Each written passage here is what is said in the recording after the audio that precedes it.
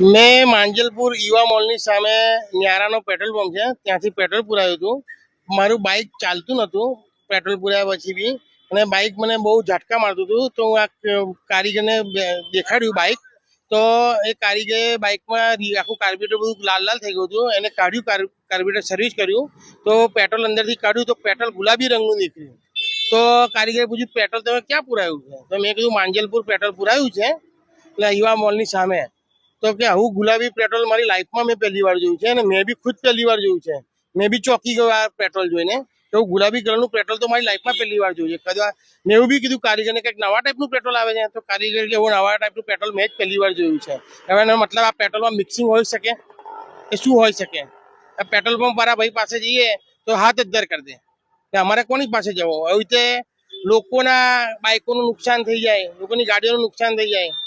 આ એક પેટ્રોલમાં duplicating petrol મને લાગી રહ્યું છે.